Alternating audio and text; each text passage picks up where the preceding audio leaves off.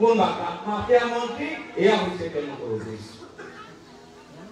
everyone কি খবৰ ৰাইজসকল আশা কৰিছো আপোনালোক সকলো সুস্থ আছে আৰু ৰাইজসকল যেহেতু আজি আপোনালোকৰ কাৰণে মই লৈ আনিছো এটা ইউনিক ভিডিও এটা গৌৰৱ গগৈৰ ভিডিও আৰু যেহেতু ৰাইজসকল প্ৰথম পৰ্যায়ৰ লোকসভা নিৰ্বাচন শেষ হৈ গল আৰু লগতে আজি সেকেন্ড দ্বিতীয় পৰ্যায়ৰ লোকসভা নিৰ্বাচন হেতু আজি হৈ আছে বৰ্তমান তো শেষ হলে বুলি ধৰক আৰু যেতিয়ালৈকে আপোনালোকে ভিডিওটো পাব তেতিয়ালৈকে তো সেইটো শেষে হৈ যাব ভোটদান প্ৰক্ৰিয়াটো সো এতিয়া বাকি আছে 4টা সমষ্টি এই 4টা সমষ্টিৰ ভিতৰত গুৱাহাটী সমষ্টিৰ এটা আৰু গুৱাহাটী সমষ্টিৰ বিৰোধী ঐক্যমঞ্চ অৰ্থাৎ কংগ্ৰেছ পাৰ্টি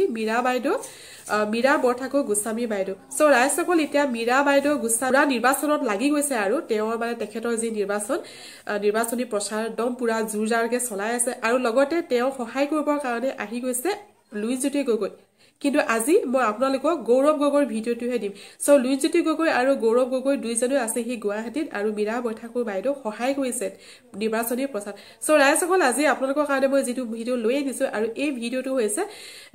গৌৰৱ গগৈ আৰু গৌৰৱ গগৈ মীৰা বাইদেউৰ হৈ নিৰ্বাচন চলাবলৈ আহি দুদান্ত ভাষাৰে মানে বিজেপি চৰকাৰক বহুতো সমালোচনা কৰিছে তেওঁলোকৰ বহুতো কিছুমান ৰহস্য ফাদিল কৰিছে তো ৰাইজসকল তেন্তে আহকচোন মই ভিডিওটো আপোনালোকক দেখুৱাই দিছো আৰু আপোনালোকে ভিডিওটো চাই লওক যে গৌৰৱ গগৈ গুৱাহাটীত আহি মীৰা বাইদেউৰ হৈ মানে প্ৰচাৰ চলোৱা এই ভিডিওটো প্ৰথমতে আপোনালোকক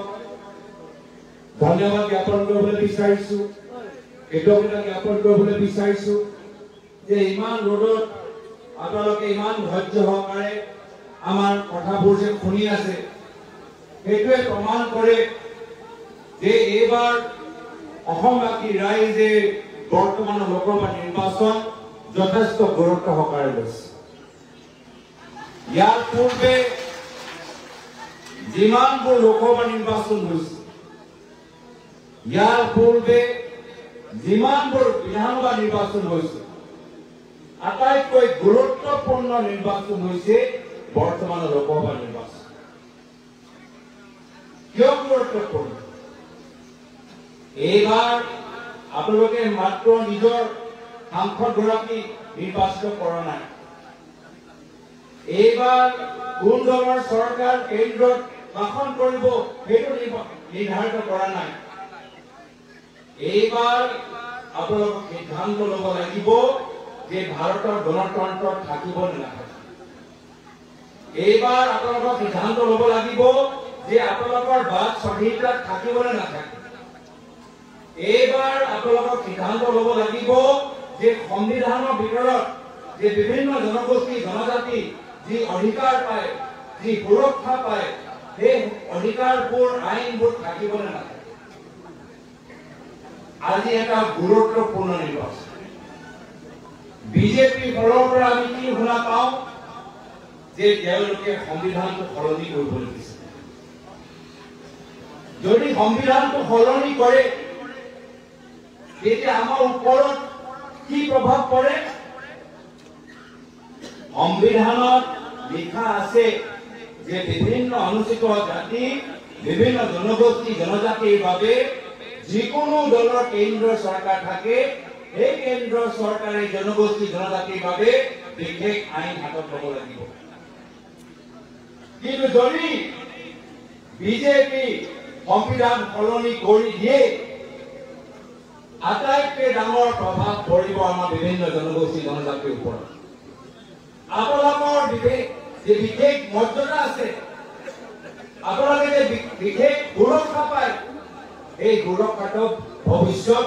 সংকটত পৰিব ইয়াৰ পূৰ্বে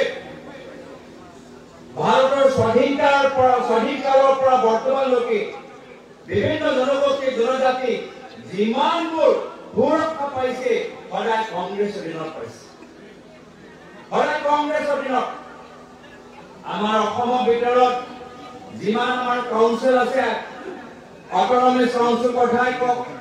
ডেভেলপমেণ্ট কাউন্সিল কথাই কওক এই গোটেই কাউন্সিল সদায় যেতিয়া কংগ্ৰেছ আছিল তেতিয়াহে আপোনালোকে কাউন্সিলবোৰ পাইছে কিন্তু আজিৰ তাৰিখত এই বিজেপি যিদৰে তেওঁলোকে অপশাসন কৰিবলৈ বিচাৰে লাহে লাহে লাহে আমাৰ ট্ৰাইবলৰ এই বিশেষ মৰ্যাদা তেওঁলোকে নাইকিয়া কৰিবলৈ বিচাৰিছে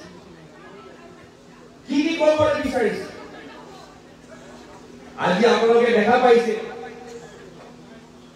যে লাডাখত আজি মানুহে তাত কৈছে যে আমি কংগ্ৰেছৰ দিনত ঠকি আছিলো বিজেপি আহি আমাৰ লাডাখৰ পৰিৱেশ বেয়া কৰি দিছে আমাক এছটি ষ্টেটাছ দিয়ক কিন্তু আজিলৈকে বিজেপিয়ে লাডাখক এছটি ষ্টেটাছ দিয়া নাই আজি বিজেপিৰ কাৰণে আজি জম্মু কাশ্মীৰৰ মানুহে কৈছে যে আমাৰ ৰাজ্যৰ এটা মৰ্যাদা আছিলে আমাৰ ৰাজ্যৰ পৰা আপুনি আমাক ইউনিয়ন টেৰিটৰীলৈ পৰিণত কৰিলে পুনৰবাৰ আমাক ৰাজ্যৰ মৰ্যাদা দিয়ক কিন্তু বিজেপি নিবিচাৰে এই ৰাজ্যৰ মৰ্যাদাটো তেওঁলোকে মোহাৰি দিছে তো যিদৰে আজি জম্মু কাশ্মীৰৰ বিশেষ মৰ্যাদা তেওঁলোকে নাইকিয়া কৰিলে যিদৰে লাডাখৰ বিশেষ মৰ্যাদা তেওঁলোকে নাইকিয়া কৰিলে এতিয়া লাহে লাহে আমাৰ তেওঁলোকৰ চকু এতিয়া উত্তৰ পূৰ্বাঞ্চলৰ ওপৰত পৰিছে উত্তৰ পূৰ্বাঞ্চলত তেওঁলোকে কি কৰিব বিচাৰে উত্তৰ পূৰ্বাঞ্চলত আজি যি আমাৰ অসম চুক্তিৰ জৰিয়তে আমি নিজকে এইখন চৰকাৰৰ জল সম্পদ বিভাগ নাই এইখন চৰকাৰৰ মন্ত্ৰীবোৰ কোনোবা কয়লা মাফিয়া মন্ত্ৰী কোনোবা বালি মাফিয়া মন্ত্ৰী কোনোবা হিল মাফিয়া মন্ত্ৰী কোনোবা কাঠ মাফিয়া মন্ত্ৰী এয়া হৈছে তেওঁলোকৰ উদ্দেশ্য ৰাইজসকল ভিডিঅ'টো আপোনালোকক দেখুৱালো আৰু ভিডিঅ'টো চাই আপোনালোকে কেনেকুৱা পালে মোক কমেণ্ট কৰি জনাব আৰু ভিডিঅ'টোৰ বিষয়ে যদি কিবা মন্তব্য দিব বিচাৰে সেয়া মোক কমেণ্ট কৰি জনাব আৰু যিহেতু ৰাইজসকল এইটো মানে এতিয়া জ্যোতি গগৈ অখিল গগৈ আৰু মানে গৌৰৱ গগৈ আৰু লগতে মীৰা বাইদেউ পদুত বোলে সকলো মানে এটা গোট হৈ তেওঁলোকে নিৰ্বাচনী প্ৰচাৰ চলাইছিল সো যেহেতু বাকিকেইটা সমষ্টি শেষ হৈ গ'ল এতিয়া বাকি আছে 4টা সমষ্টি এই 4টা সমষ্টিৰ ভিতৰত গুৱাহাটী সমষ্টিৰ যি মীৰা বাইদেউ হৈ গৌৰৱ গগৈ আজি প্ৰচাৰ চলাবলৈ আহিছে সেই মানে ভিডিঅ'টো মই দেখুৱালো আৰু ভিডিঅ'টো চাই যদি আপোনালোকে ভাল লাগিলে মোৰ চেনেলটো ছাবস্ক্ৰাইব কৰি ৰাখিব ৰাইজসকল কাৰণ এনেকুৱা ধৰণৰ ভিডিঅ' মই আপোনালোকৰ মাজলৈ প্ৰস্তুত কৰি থাকোঁ তো ঠিক আছে ৰাইজসকল আগলৈ আৰু আপোনালোকে মোক এনেকুৱা ধৰণৰ ভিডিঅ' দেখা পাব কিন্তু আজি ভিডিঅ'টো মই ইয়াতে সামৰণি মাৰিছোঁ আপোনালোকক লগ পাম মোৰ আহিবলগীয়া এটা নতুন ভিডিঅ'ত আজিলৈ বাই বাই